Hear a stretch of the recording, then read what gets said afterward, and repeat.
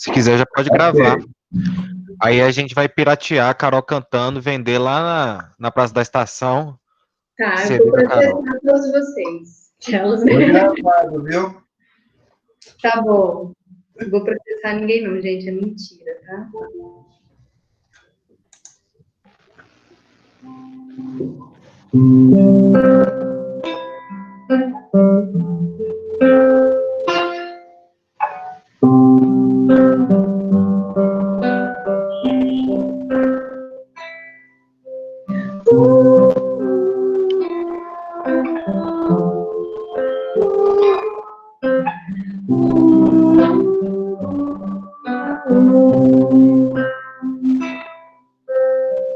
Olha que foi meu bom José se apaixonar pela donzela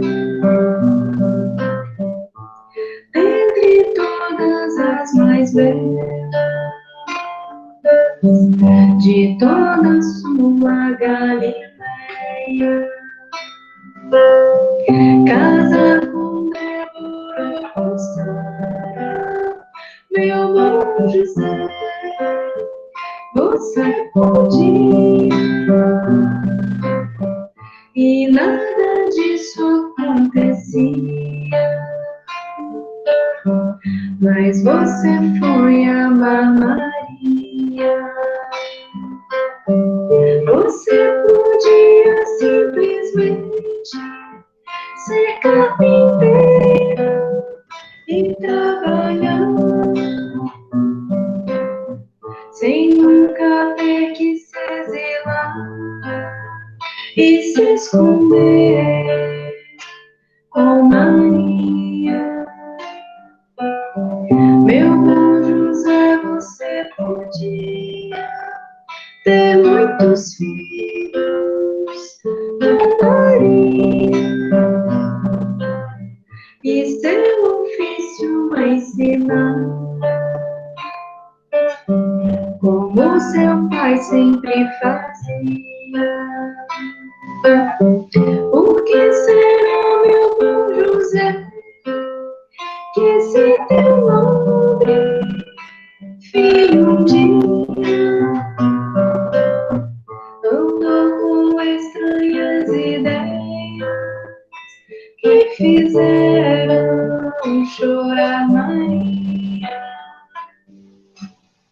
Me lembro às vezes de você, meu bom José, meu nobre amigo, que dessa vida só queria ser feliz com sua Maria.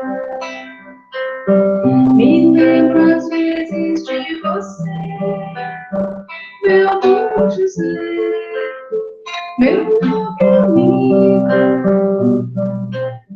que dessa vida só queria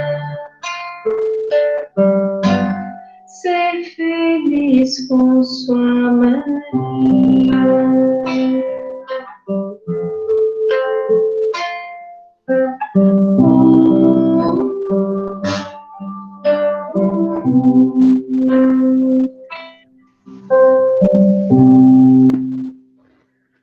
Obrigado, Carol. Mais uma vez a gente começa o nosso estudo com quase um hino da primavera, né?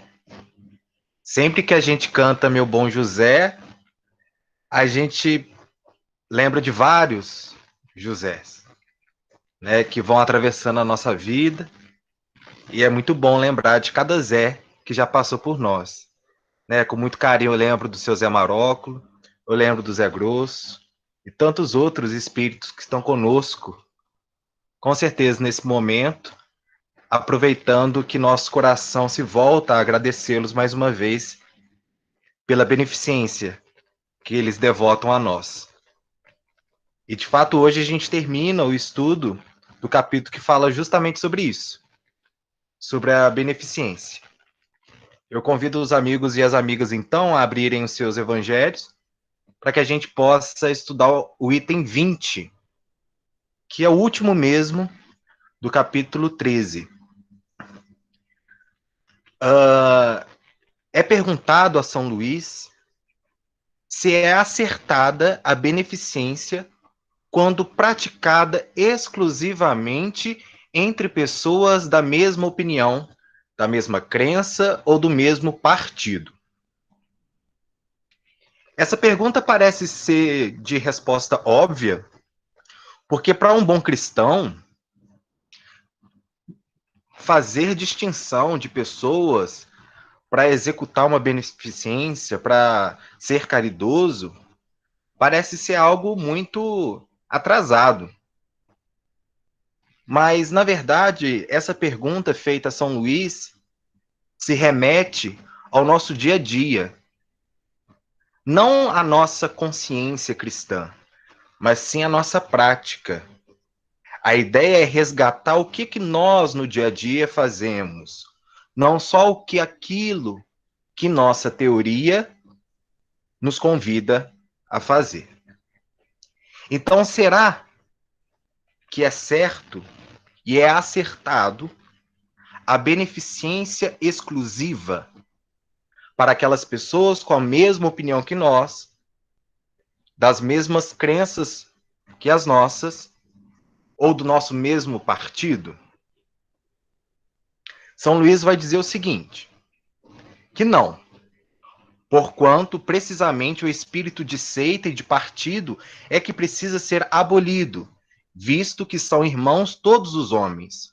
O verdadeiro cristão vê somente irmãos em seus semelhantes, e não procura saber, antes de socorrer o necessitado, qual a sua crença ou a sua opinião, seja sobre o que for. Obedeceria o cristão, porventura, ao preceito de Jesus Cristo, segundo o qual devemos amar os nossos inimigos. Se repelisse o desgraçado por professar uma crença diferente da sua. Socorra, portanto, sem lhe pedir contas à consciência, pois se for um inimigo da religião, que será o meio de conseguir que ele a ame. Repelindo-o, faria que a odiasse. São Luís, Paris, em 1860. Essa pergunta é bem interessante, sobretudo porque quando a gente pensa em partido, nos tempos atuais, a gente pensa logo em partido político.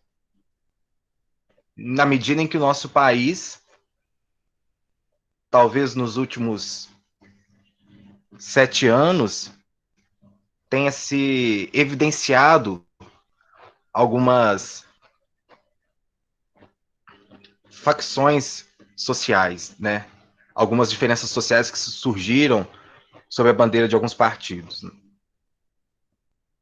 E quando eu pensei nesse estudo de hoje, que não vai ser uma palestra, obviamente, porque logo eu vou abrir para os outros comentadores participarem, eu lembrei da parábola do bom samaritano, porque é uma parábola que, de fato, nos convida, talvez, a essa mesma reflexão, na medida em que Jesus conta para nós a história de um sujeito que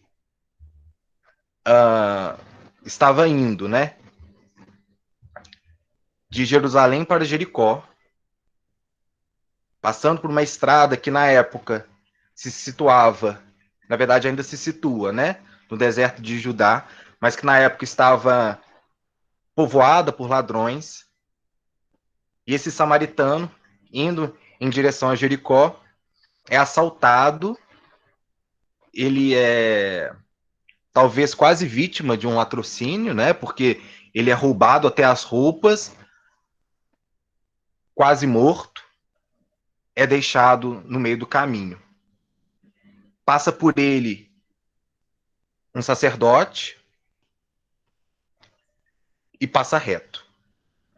Minutos depois, vem um levita, que também finge que não é com ele. E por último, um samaritano de bom coração cuidou do ferido como um irmão. como diria, sabia que a Carol ia rir dessa, porque remete lá à evangelização. O samaritano, que era visto como uma pessoa. Na verdade, ele nem era visto como um cidadão, ele era um estrangeiro, dá o exemplo. De fato, cuidando daquele ferido, sem perguntar antes as opiniões dele, quem ele era. Provavelmente ele era um judeu, os samaritanos e os judeus não se davam muito bem, mas mesmo assim ele se põe a ajudar, né? É bem interessante trazer essas questões. E eu acho que uma passagem remete à outra. Essa de São Luís e também a de Jesus, né? Para o judeu daquele tempo, o próximo seria qualquer integrante do seu próprio povo, excluindo, obviamente, os estrangeiros, aqueles que não eram praticantes da mesma fé. Então, quando Jesus, na parábola, pergunta qual dos três, né? Como é que é mesmo? Agora eu já esqueci. Qual desses três te parece ter sido próximo daquele que caiu nas mãos dos salteadores, né? E aí o doutor da lei responde aquele que usou de misericórdia, né? Então, ele vai mostrar que, de fato, não existe sentido na filosofia cristã uma beneficência exclusiva, né? Jesus vai romper, né, com essa ideia de exclusivismo. E isso é tão revolucionário, né? E como é típico de Jesus ser revolucionário, né? E mais uma vez é reforçado no Evangelho segundo o Espiritismo essa revolução, que para nós, do ponto de vista racional, faz todo sentido, mas que muitas vezes na nossa prática não é o que acontece, né? Eu acho que serve para reflexão, porque essa pergunta não vem à toa e ela é quase que a moral da história desse capítulo, né? Não deixe que a mão esquerda veja o que dá à direita. No final das contas, talvez seja isso que Kardec queira que a gente pense, na medida em que depois de estudar isso tudo que estudamos, o que sobra é saber de nós. Será que vale a pena continuar mantendo a nossa beneficência exclusiva? E aí eu estou assumindo que todos nós fazemos isso. Pode ser que eu esteja sendo injusto, e aí eu peço perdão para algum que não faça dessa forma, mas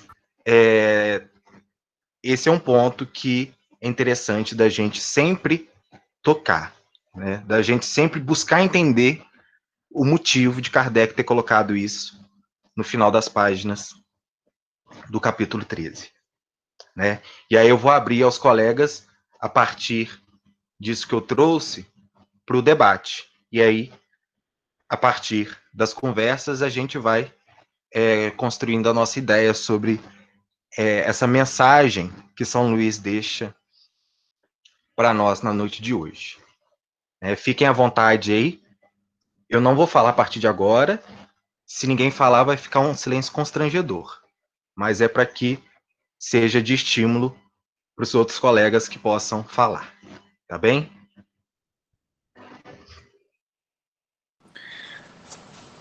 Pessoal, posso dar aqui trazer uma opinião para a gente poder. Deixa eu aparecer aqui que eu estou falando do escritório. Aqui. Vou trazer uma opinião. Primeiro, boa noite a todos.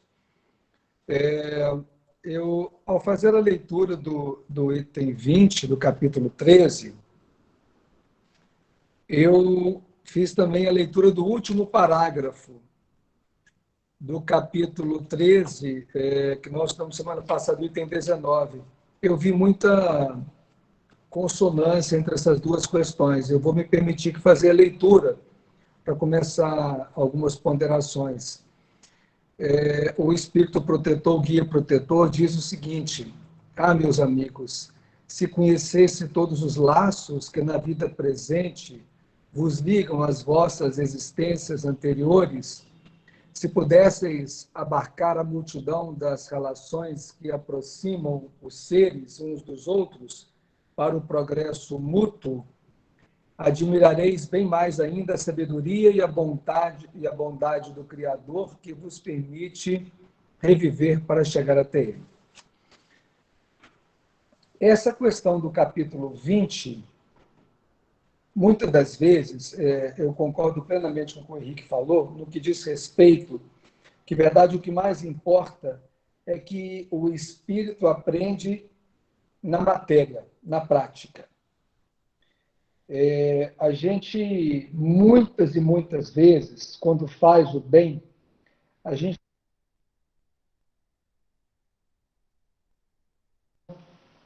uma necessidade de reconhecimento, e muitas das vezes, quando a gente faz o bem e a gente não consegue esse reconhecimento, isso aí traz uma angústia muito, muito grande para cada um de nós.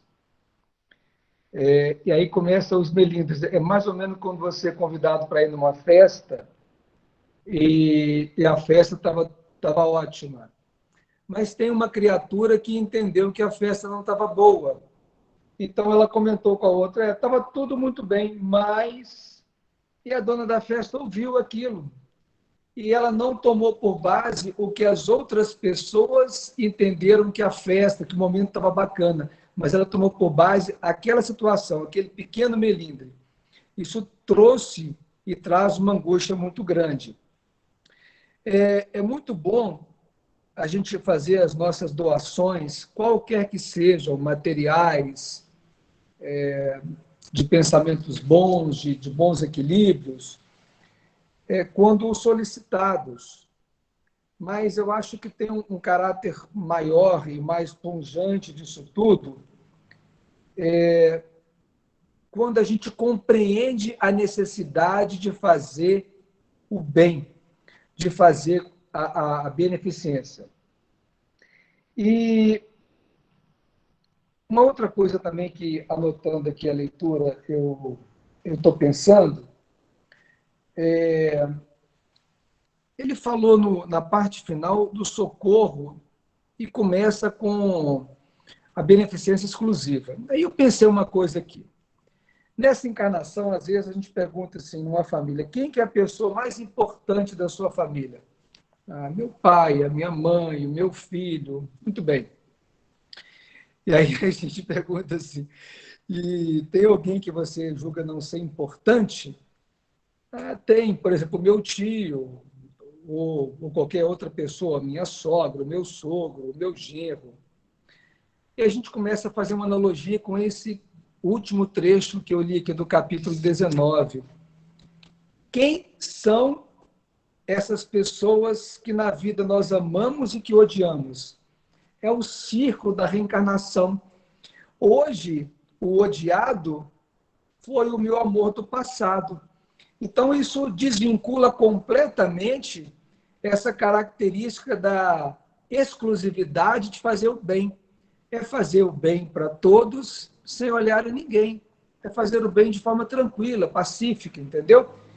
E só para terminar a minha fala, eu penso também que todos nós estamos vivendo um momento de provas coletivas, sabe? É um momento bem desafiador, onde cada um passa por uma prova. Às vezes, a prova é um pouco desafiadora para um, ela é mais fácil para outro, mas as provas são muito parecidas. E, de fato, o estímulo para a gente colocar na ação do bem, a gente tem dentro do nosso coração. É só deixar lapidar esse diamante bonito e tentar, de fato, entender que todos nós estamos juntos no mesmo propósito, que é o caminho de evolução, de amadurecimento. E aí, quando você faz uma ajuda despretensiosa, como eu tinha falado, quando você faz por compreender a dificuldade e o desafio das criaturas, eu acho que aí está o grande mérito da questão. Tá? São essas questões que eu queria compartilhar com o grupo. Tá bom?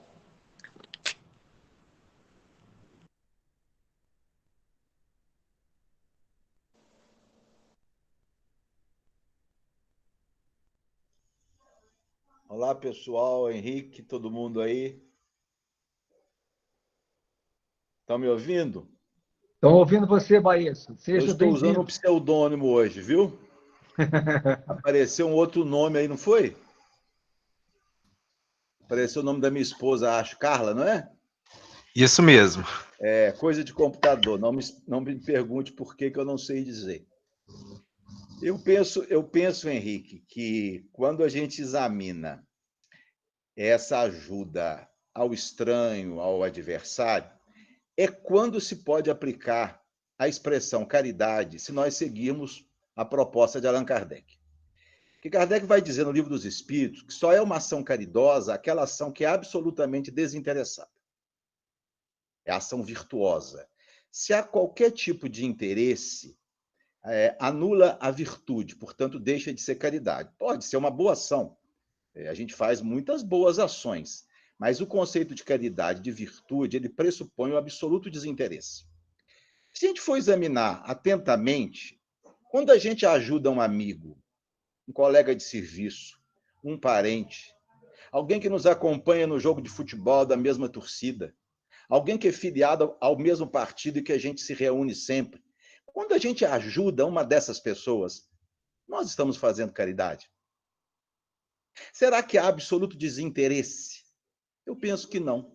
A própria amizade já configura o interesse. Querer agradar um amigo, fortalecer esse laço, sabendo que seremos apoiados, seremos considerados pelo grupo. Então, eu acho que a gente só pode aplicar a palavra caridade, ou seja, uma ação virtuosa no bem, quando ela se aplica a indivíduos que não são do nosso meio, que não são da nossa simpatia, porque nesses haverá sempre, no fundo, algum grau de interesse. Daí, você lembrou muito bem, quando Jesus, indagado pelos judeus quem era o próximo, que eles queriam saber quem que eles tinham que ajudar, Jesus estava com um discurso totalmente revolucionário, falando de amar inimigo. O que que há? Eles quiseram que Jesus explicasse melhor quem é esse próximo. Jesus pega um absolutamente estranho, um adversário de ideias, de convicções, para dizer que a caridade estaria aí, porque para esse não há o mais mínimo interesse pessoal. É o que eu penso a respeito aí.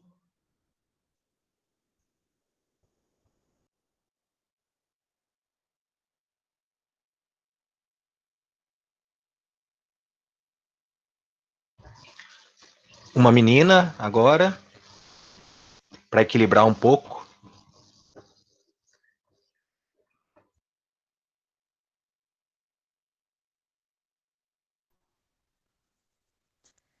Oi, gente.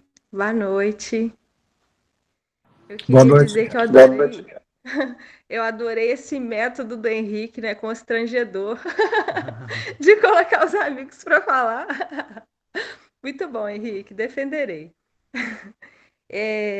Eu estava aqui pensando, né, pensando no que vocês estão trazendo, no que vocês estão dizendo, mas refletindo um pouco, assim, na tendência que eu percebo que a gente tem, às vezes, de tentar ter um controle ou uniformizar tudo, né?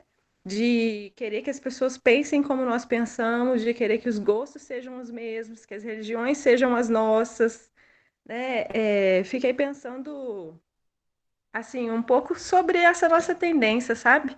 De ter tanta insegurança com o diferente, com aquilo que não reafirma a nossa personalidade, como o Baez colocou, quando ele falou, né, do desinteresse na caridade, quando ele citou os exemplos, eu pensei muito nisso, que é muito fácil a gente procurar agradar aqueles que nos são afins, né? Aqueles que são pessoas que nós amamos, que nós gostamos, e que o desafio realmente está em a gente agir sem essa necessidade de reafirmar nossa personalidade através de nós mesmos ou dos outros. E é realmente muito interessante, os espíritos sempre fazem um movimento de reflexão conosco, de pensar no egoísmo e no orgulho, que são as características da nossa personalidade, né? Das nossas personalidades que nos afastam do amadurecimento espiritual, que nos afastam da criação e do Criador também, né? Então, lendo a instrução do Espírito, eu fiquei pensando muito nisso, o quanto que isso não é tão enraizado em nós, né? Esse medo da diferença, sendo que a diferença é uma necessidade humana. Há uma necessidade de troca cultural, de troca de pensamentos. Não haveria nenhum amadurecimento, penso eu, que nem mesmo espiritual, se todos tivéssemos a mesma religião, se ninguém questionasse a forma é, mais tradicional de se relacionar com o sagrado, né? Então foi isso que me chamou um pouco a atenção em termos de reflexão hoje. Oi, gente. Aproveitando a deixa aqui. É como se fosse um impulso, né, a caridade, né? Quando a gente faz algo que a gente não precisa pensar, talvez, né? Ou então alguma coisa que você já está tão calejado em ver, né? Como o exemplo de uma dona de casa, por exemplo, ou de um homem que cuida da casa, né? Você vê algo precisando fazer, você vai lá e faz. Você não pensa, você só age. E age de forma madura, completa, humana, né? Querendo realmente fazer o bem, sem se preocupar com consequência com você, ou que você possa estar fazendo algo, né, que possa desagradar. Mas quando você faz com amor, com carinho, com convicção que aquilo é correto de ser feito, acredito que aí sim está a caridade. Porque você fez como se fosse um impulso, né? Como se fosse um reflexo. Então acredito também que vai um pouquinho por aí.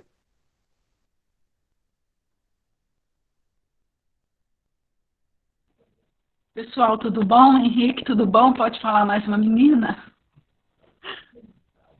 Não sei se está Com me escutando certeza. direito. Eu estou longe Fica à do novo. vontade. Aqui, mas eu estou escutando o desinteresse e eu estou pensando assim que eu sou uma estranha no ninho, porque eu não consigo fazer uma ação sem interesse. E nem para aqueles que eu não conheço, porque já está entranhado em mim, por exemplo, exatamente essa ideia da ação caridosa, né? Que é digamos assim, é um chavão dentro da doutrina espírita. E se eu estou sendo honesta, né? Se não for para ter créditos na Terra, é para eu ter créditos no céu. Então, isso é um interesse meu, quando eu desenvolvo uma caridade. Então, eu estou chegando à conclusão que eu não faço nenhuma caridade, como o Baezo falou, que é aquela virtude totalmente desinteressada. Todas as minhas ações, elas têm um comprometimento, né, assim, nas palavras que a gente vê que o pessoal gosta de usar aí, egóico, né? Tem um comprometimento em relação à minha própria pessoa. Aí eu queria saber, né, quem consegue fazer, como é que vocês fazem, que recursos que vocês usam, porque eu estou muito lá atrás na fila. Ô, Denise, eu também não consigo não, minha querida. Esse arco reflexo, né, que eu estava falando, é exatamente por causa disso. Eu acho que a gente vai treinar tanto em fazer a caridade, tanto em fazer as coisas pensando mesmo, que uma hora é igualzinho um lutador, né? Que o músculo responde sem ele ter que pensar. Ele faz aquilo porque tem que fazer aquilo. Acredito que deva ser por aí. Eu penso mais ou menos assim também, gente. Eu acho que acaba que a coisa fica, não vou dizer no automático, porque ela perde também o sentido. Mas a gente começa a fazer por interesse, como a Denise falou, né? É humana, isso é humano. Então a gente começa por interesse e aos poucos vai ficando uma coisa rotineira, uma coisa corriqueira, e quando a gente percebe, a gente está fazendo sem ver, como o Otávio disse. Eu acho que é uma questão de treino. Quanto mais eu faço, mais eu me acostumo a fazer e mais deixa de ser importante eu trazer para mim alguma glória.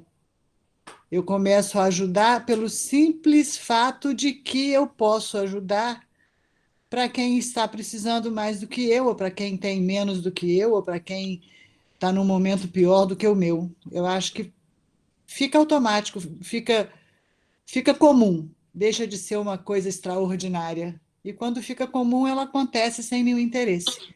Eu penso dessa forma. Boa noite, pessoal. Eu queria falar rapidinho, Henrique, vi que você colocou aí, mas eu li um trechinho essa semana que vem bem na direção disso que a turma está falando. É da Edith Stein, não sei se vocês conhecem. Ela diz o seguinte, que ir ao encontro de Deus é ter que lutar um pouco contra a própria natureza. Então, é nesse sentido mesmo, assim, da gente ter que ir entendendo que a nossa humanidade, né, Bê, assim, eu entendi assim, pelo menos, não sei se vocês concordam,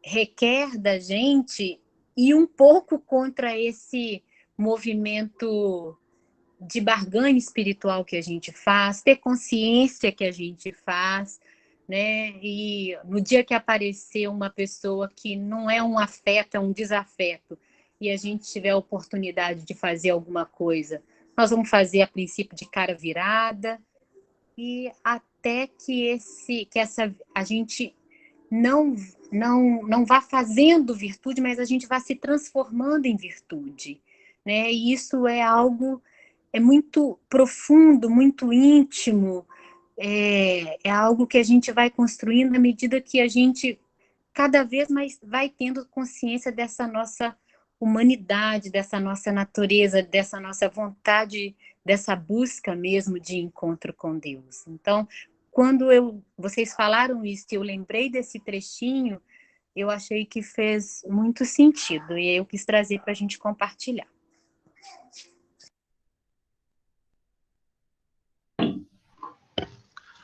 Anderson, fica à vontade. Obrigado, meu amigo. Uma coisa que me chamou a atenção nessa passagem é que ele não fala exatamente sobre caridade, né? Ele fala sobre beneficência, porque nos traz a uma discussão sobre caridade e beneficência são a mesma coisa? Ou será que existe alguma diferença, por menor que seja, e que nos aproxime mais no nosso estágio atual, como foi comentado aí, que a gente ainda não consegue fazer as coisas com desinteresse?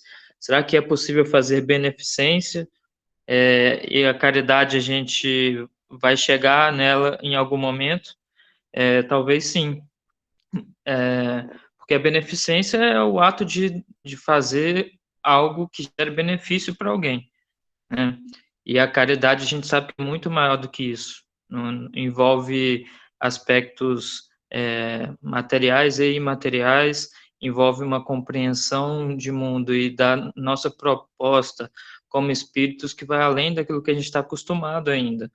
Mas a beneficência a gente faz ela diariamente.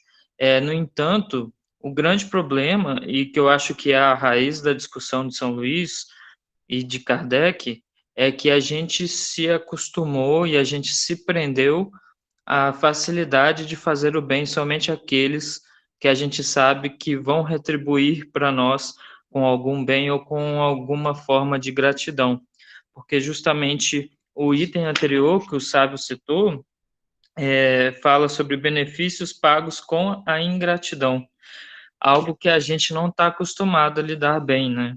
E ele vem falar justamente que, olha, se você faz beneficência, se você gera benefícios exclusivamente para aqueles que são da mesma opinião que você, da mesma crença, do mesmo partido, e que comungam com um sentimento que lhe massageia o ego, você está preso. Você não está progredindo porque essa não é a proposta de Jesus. Ao fazer isso exclusivamente para essas pessoas, você obrigatoriamente exclui todo o resto, né? e quão pequeno é o nosso círculo, o nosso mundo de afinidades. Porque num mundo com tantas coisas, será que a gente consegue ter tantas afinidades assim? Eu não consigo comer quiabo, por exemplo. Imagina se eu fosse deixar de fazer beneficência para as pessoas que gostam de quiabo. Olha só, tem tanta gente, ainda mais em Minas Gerais, frango com quiabo é um sucesso, né?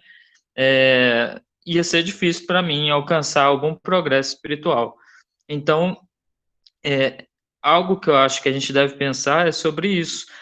São Luís e Kardec estão trazendo para perto da gente o ensinamento daquilo que a gente é capaz de fazer.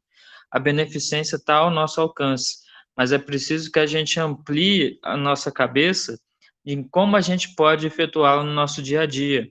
Então, naquele momento, por mais fútil que possa parecer, e eu já fiz isso várias vezes também, em que eu me pego num jogo de seleção de futebol, por exemplo, e eu estou torcendo contra o outro time porque não é o meu país.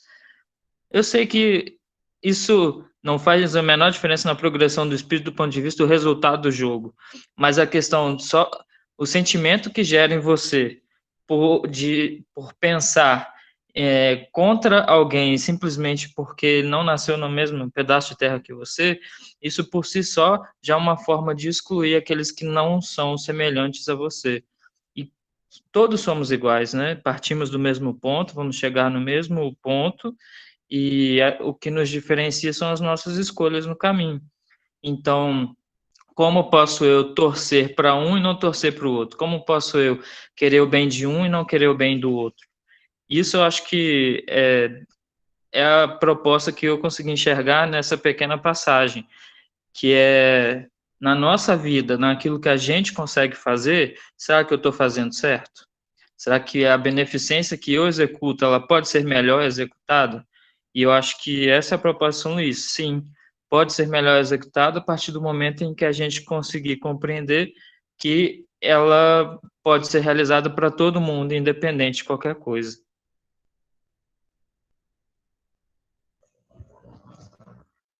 Gente, assim, dentro dessa perspectiva que a Denise trouxe, né? Eu lembrei de uma música chamada Carpinteiro do Universo, do Raul Seixas, que ele fala que o meu egoísmo é tão egoísta que o auge do meu egoísmo é querer ajudar, né? Porque se ajudar o outro me ajuda, então, e penso muito em mim, vou ajudar muito o outro, né? E é porque a gente falou tanto de ego aí que eu lembrei dessa parte.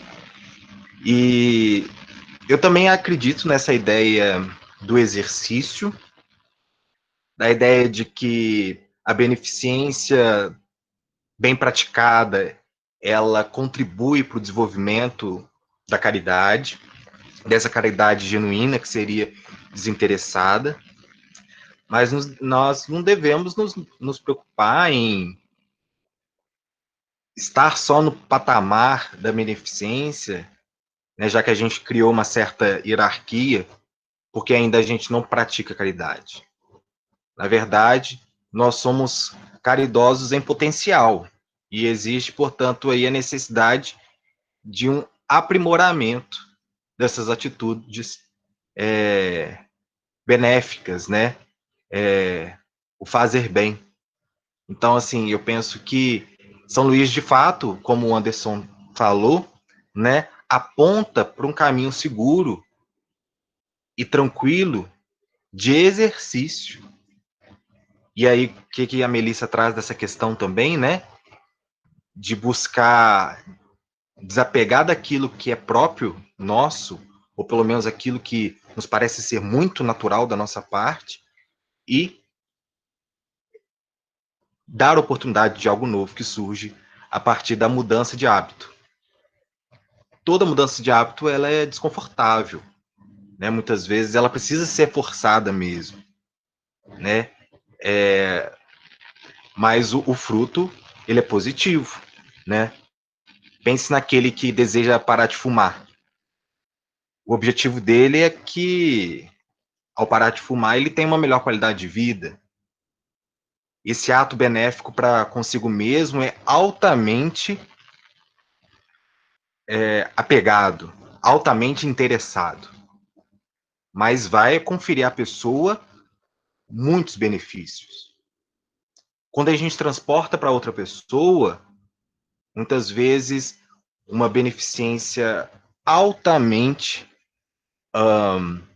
interessada pode matar a fome, mesmo que por alguns dias, de uma pessoa necessitada. Então, assim, o bem nunca é feito à toa, o bem sempre tem resultado. Porque senão a gente ficaria paralisado à espera de uma beneficência perfeita. E aí eu fiz referência ao Seixas e ao aquele cara lá da Batida Perfeita, o Marcelinho, né? Marcelo D2, mas faz parte, gente. Mas a ideia é justamente essa, né? É um progresso. É em busca desse ideal maior que vem a partir do esforço. E acho que o Eli quer falar.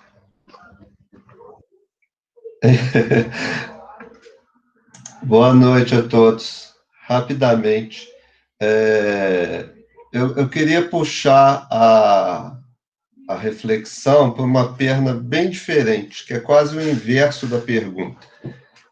A gente já está sendo capaz de praticar a beneficência com os que são do mesmo partido, com os que têm a mesma opinião, com os que têm a mesma crença? Porque nas várias experiências, por exemplo, nos centros espíritas, a gente observa que muitas pessoas têm extrema facilidade em praticar a beneficência, ou a caridade, ou a amorosidade para com aqueles que estão sendo atendidos, colocando entre aspas aqui os chamados assistidos, embora esse termo seja muito equivocado, mas na hora de lidar com os pares, com os colegas dentro do centro espírita, é a maior confusão. É a maior confusão. Várias e várias vezes nós já acompanhamos discussões, umas menos graves, outras mais graves, dentro do próprio centro espírita, com aqueles que teoricamente compartilham as mesmas crenças, os mesmos ideais, as mesmas ideias. Então, eu acho assim, antes da gente estabelecer um patamar de um bem que hoje é quase impossível, pelo menos para muitos de nós, né? Eu estou no meio aí, é preciso que a gente reflita um pouco sobre o bem possível que nós estamos, muitas vezes, deixando de fazer.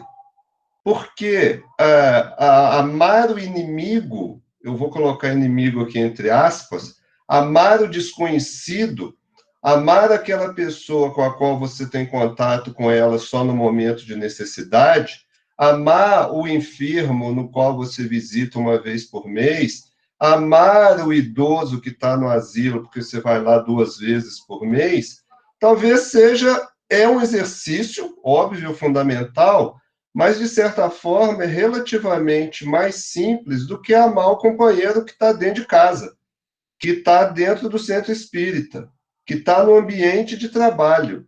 Então, muitas vezes, a gente percebe uma certa idealização, que eu acho que tem que existir, porque a gente tem que ter uma meta, aquilo que a gente quer alcançar, mas muitas vezes a gente esquece do que está acontecendo ao nosso redor, com esses que, teoricamente, seriam os mais fáceis de amar, porque são iguais, entre aspas. Né? Então, eu acho que vale uma reflexão em como está a nossa prática do bem em relação a esses, até para a gente poder aí avaliar como que estão aqueles que estão fora da nossa bolha, do nosso círculo.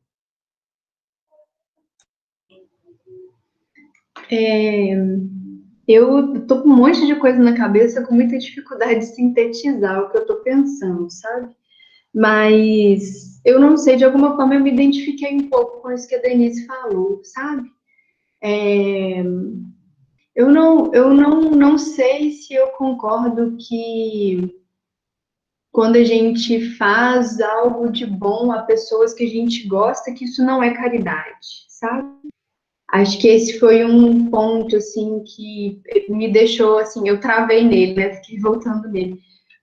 E aí eu acho que essa fala do Eli elucidou um pouco para mim, porque às vezes você faz coisas fora exatamente porque você não está dando conta de fazer próximo, né? Das pessoas que você gosta. E aí, para mim, me parece que tem outra, não sei, tem outra questão antes disso, sabe? E aí eu pensei, assim, muito na conversa de semana passada, né, sobre a ingratidão, e que para mim ficou muito uma questão do que move mesmo a minha ação, o que eu desejo de fato, sabe? O que me motiva mesmo a fazer algo por alguém, porque se eu faço por mim, e a pessoa não me agradece, eu vou ficar frustrada, né? Às vezes eu faço uma coisa que ninguém nem pediu, e aí depois eu recebo ingratidão e aí eu fico chateada, né? Eu criei um problema para mim mesma, né? Sendo que eu nunca fui acionada, nunca foi pedida naquilo. E às vezes as pessoas pedem coisas e a gente responde outras, né? Então isso foi um ponto que eu fiquei pensando, o que realmente move a gente a agir, que aí eu acho que tem a ver com essa pergunta. Fiquei pensando também que a pergunta é exatamente sobre a beneficência praticada exclusivamente entre pessoas da mesma opinião, então eu acho que isso não exclui, né, a caridade com pessoas próximas. Penso também, assim, que é muito difícil, eu acho que existe tanto esse movimento de ir ao encontro do outro, quanto existem coisas que a gente faz realmente no impulso, como diz o Otávio. Eu não acredito que exista alguém que não faça algumas coisas no impulso, sabe? Porque eu acho que tem algumas coisas que são muito da identificação do sofrimento humano, sabe? Nem que sejam coisas pequenas. Eu lembro o Vinícius dando um exemplo, por exemplo, se alguém cai no chão, o nosso movimento instintivo é de falar, caraca, caiu, deixa eu ajudar, não sei o que, machucou.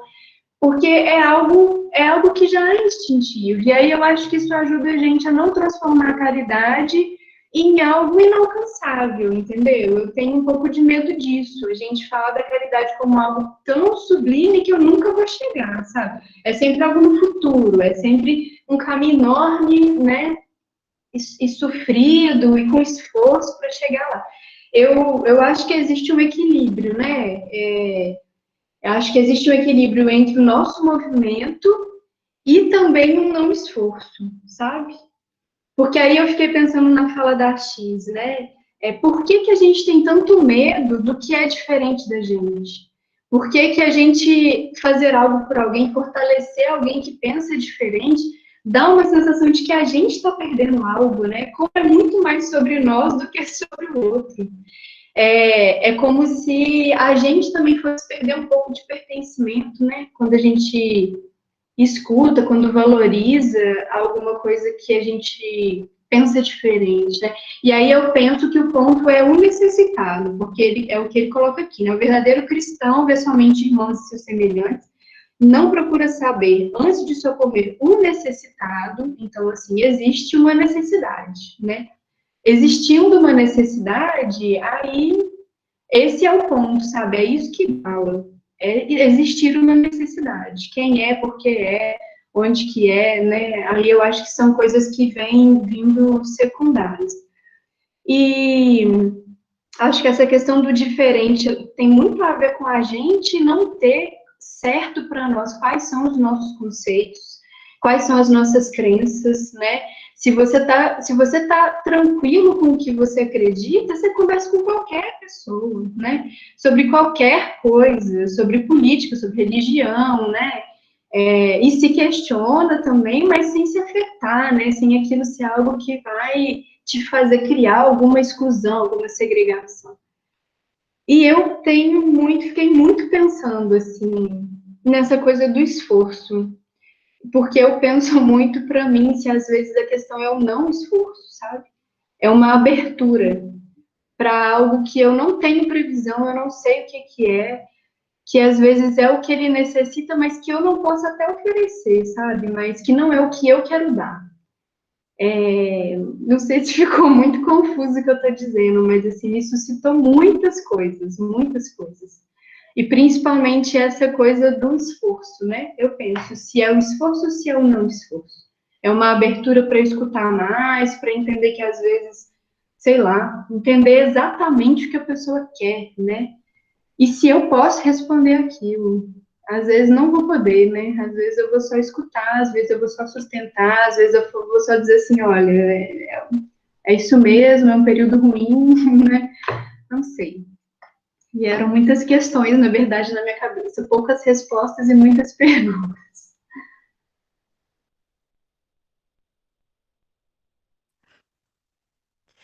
Eu queria só compartilhar mais uma coisa. É que eu fiquei pensando no que a Denise falou e pensando também agora no que a Carol disse. E eu lembrei, sem a menor pretensão de conseguir responder, porque eu também estou na minha condição muito humildemente humana. Eu fiquei pensando, lembrando, que eu comecei a reler um livro bem pequenininho, do Krishnamurti. Não é um livro espírita, é espiritualista, Aos Pés do Mestre. Só que tem uma coisa que ele fala que mexeu muito comigo.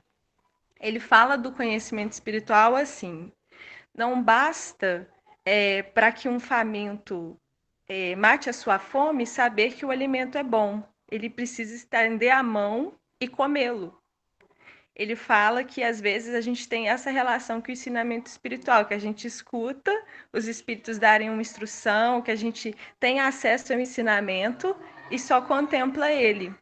E ele, né, traz para a gente uma ideia da disciplina da gente começar por uma fonte que a gente confia, confiando no ensinamento espiritual, porque é um caminho que a gente desconhece, é um lugar que a gente pretende chegar. Eu achei isso muito interessante para pensar, né, como que a gente começa, porque me mobilizou.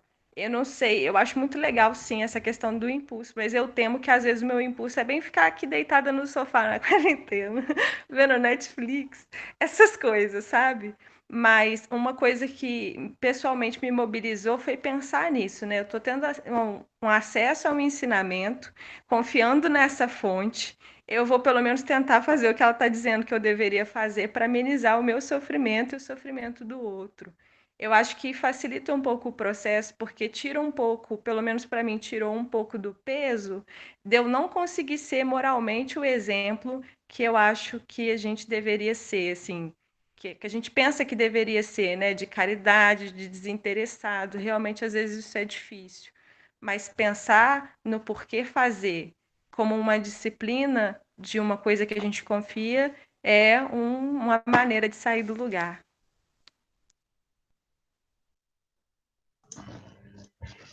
Eu gostei dessa questão que a Carol trouxe, né, de pensar o não esforço no sentido da espontaneidade, né?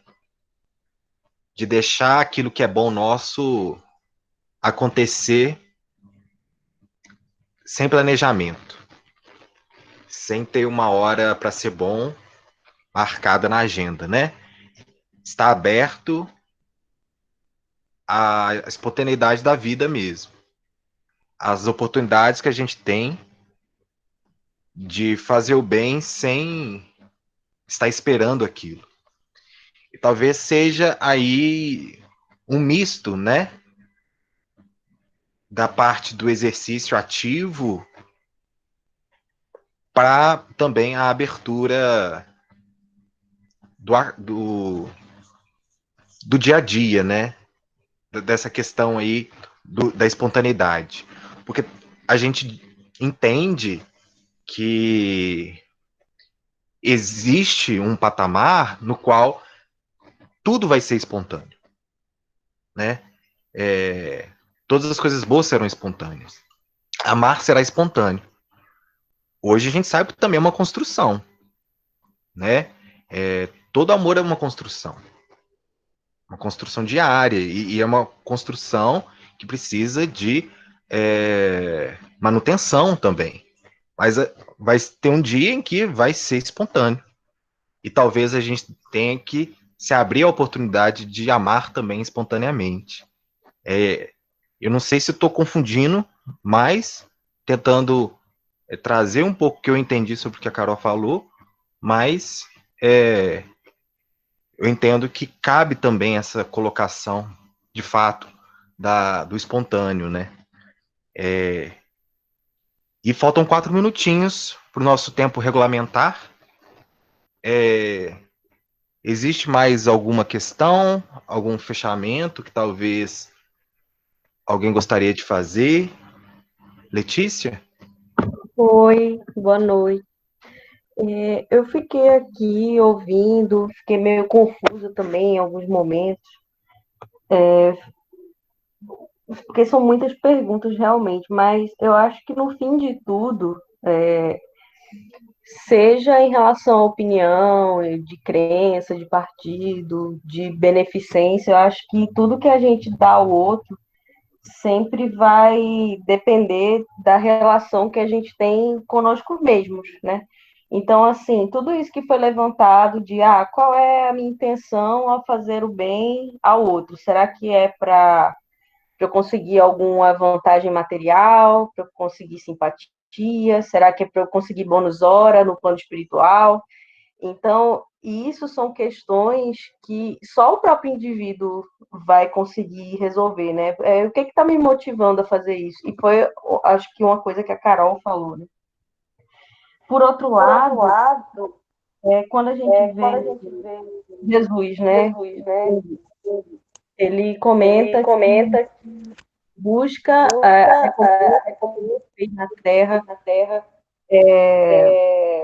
Desculpa, é porque eu estou ouvindo meu eco aí, eu estou me embananando todo. Mas quando a gente faz o bem esperando a recompensa na Terra, a gente já recebeu aquela recompensa, né? Isso é o que o Evangelho nos traz.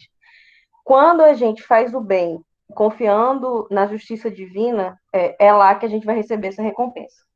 Aí eu percebi agora, com a fala de vocês, que quem fez o bem esperando a recompensa na Terra já recebeu a recompensa porque ele estava buscando a autoafirmação, né, dos outros.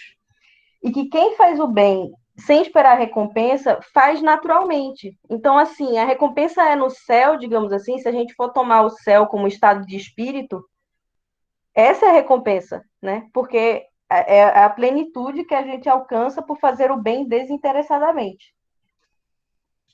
E sobre essa questão da dificuldade de fazer o bem a quem está mais perto, que eu acho que foi o que o Eli falou, né, da casa espírita, aí também perpassa pela nossa relação com o nosso eu interior, porque às vezes a gente projeta naquele irmão ou naquela irmã aquilo que a gente acha que deveria fazer. Então, poxa, se eu acho que eu deveria fazer isso e fulano não faz, aí a gente pega tão pesado com fulano, do mesmo jeito, talvez, que a gente pegaria com a gente mesmo, ou que a gente não tem coragem de pegar tão pesado com a gente mesmo e projeta no fulano ou na fulana. Então, no fim das contas, tudo depende de como a gente faz esse diálogo interior. Claro que isso é uma interpretação, né? Assim, mas eu fiquei refletindo sobre isso com essa leitura e com os comentários de vocês. Aí, enfim, eu não quero me delongar mais. Obrigada. Nada, eu acho que era o fechamento que a gente precisava. Valeu. Vamos encerrar, então, o estudo de hoje. Com certeza que nos remeteu a várias questões, a vários posicionamentos, a várias opções que talvez sejam, na verdade, convites a um exercício, né? O passo, né, que a Carol falou, que a X confirmou, né, de sair só da contemplação. E aí a Carol vai tocar umas músicas pra gente, como uma espécie de prece, né? Eu acho que funciona bem. Todo mundo que souber cantar pode cantar com o microfone fechado para evitar um eco sinistro, né? Mas a gente agradece, com certeza, de novo essa oportunidade, né? Que todo mundo tenha uma ótima noite de descanso, para quem for descansar, de bom trabalho, para quem for trabalhar, e que a Carol tenha também boas inspirações. Até mais.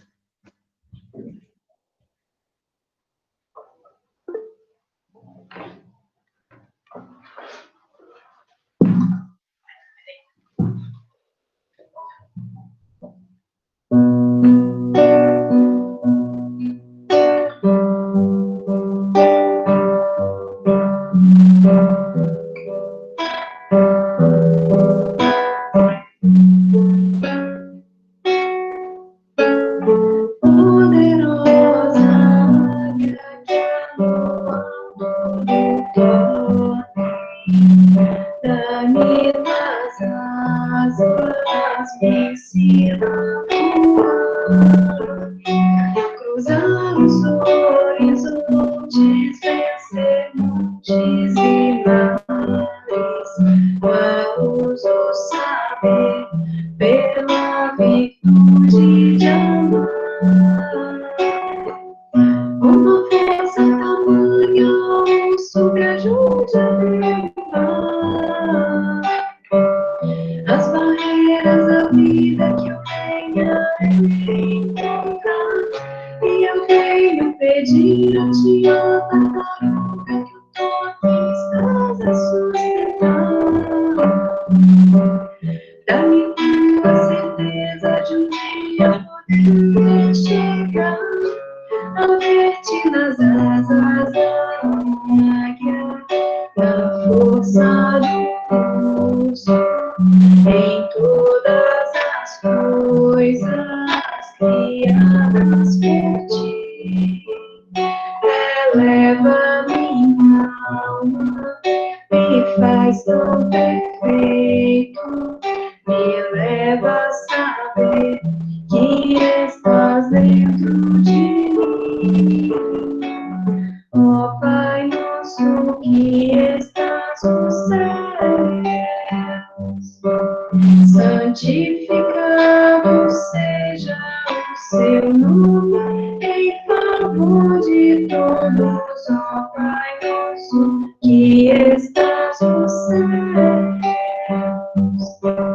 Santificado seja o seu nome, em favor de todos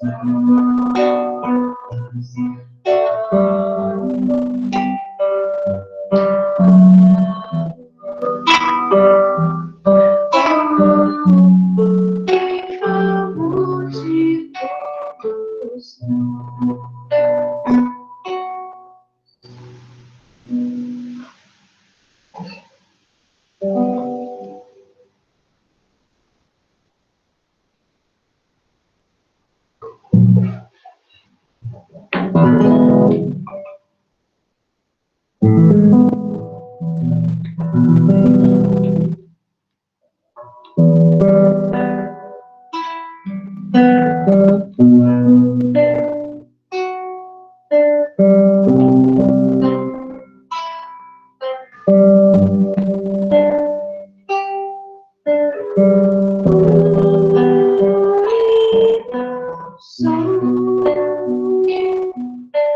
quero aprender a deixar só luz onde eu passar.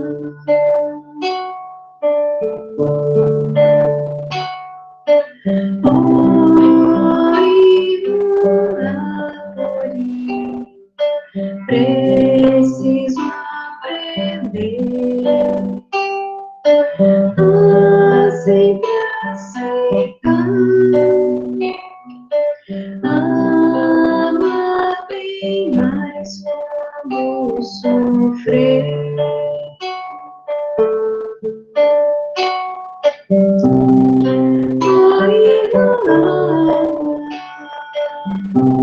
Preciso transformar toda a minha mágoa e crescer com a dor.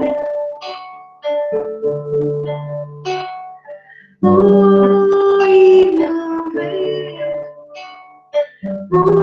me entregar.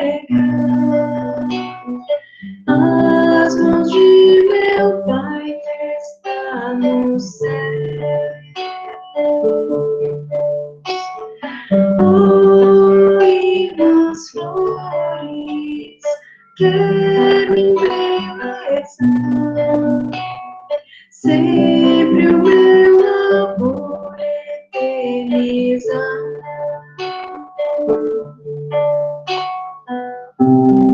Oímos uma vez, ó céu que escondo, que eu seja uma estrela com chagas de luz. Oi, momento, vou me entregar às mãos de meu Pai que está no céu. Oi, meus flores, quero embelezar sempre o meu amor eternizar. O meu amor.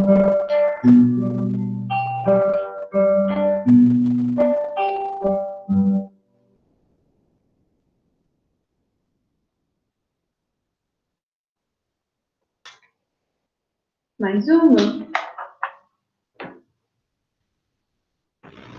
Pode, Carol, com certeza.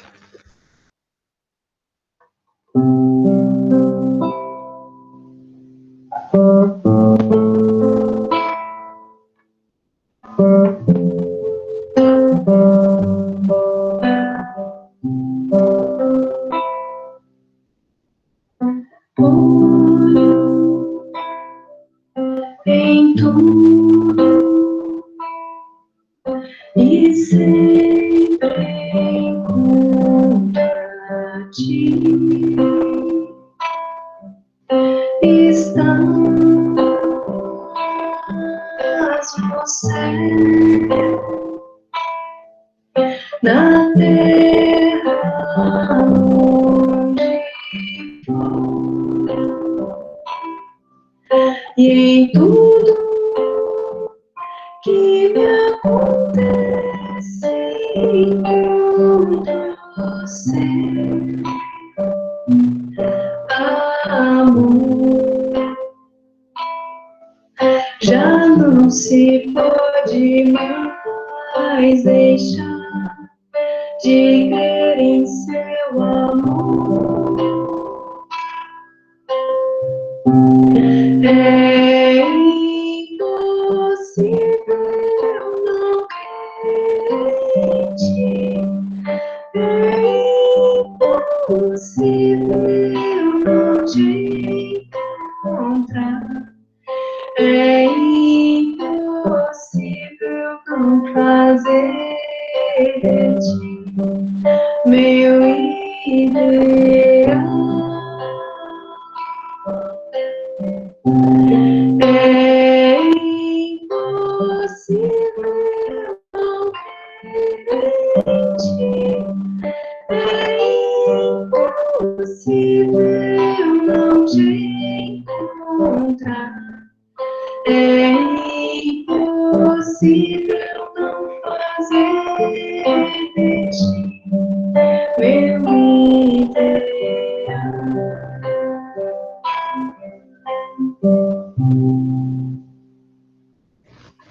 Agradecemos, Senhor. Quem sabe, hein, Carol? Tem que caçar, hein? Pode? Dá tempo? Pode. Eu acho que rola. Ah, tá bem em cima aqui. Oi, Pedi, pera. Ai. Tá cheio.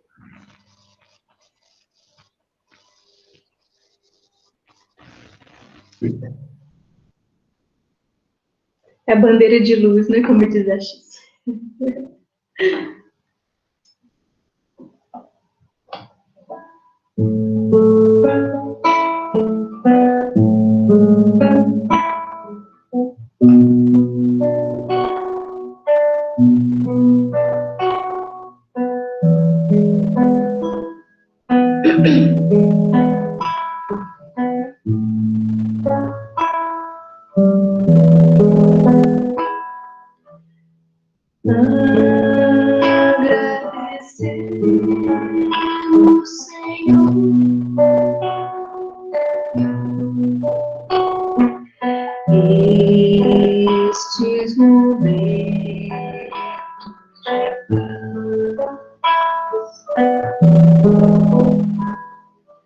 que te sentimos aqui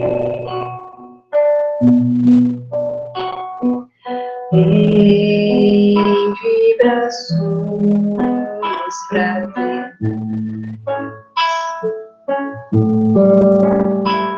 A estrada da vida conduz ao bem, na alegria ou na dor. Seja nossa bandeira de luz, amado Mestre Jesus. Seja nossa bandeira de luz, amado Mestre Jesus. A estrada da vida conduz ao bem, na alegria ou na dor. Seja nossa bandeira de luz, amado Mestre Jesus. Seja nossa bandeira de luz, amado Mestre Jesus.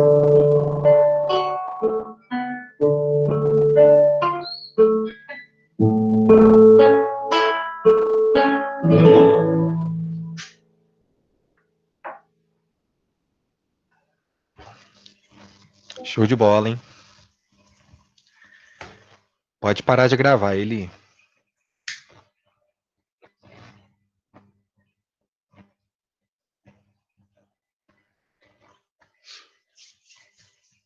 Eli, dormiu? Não, já cliquei aqui.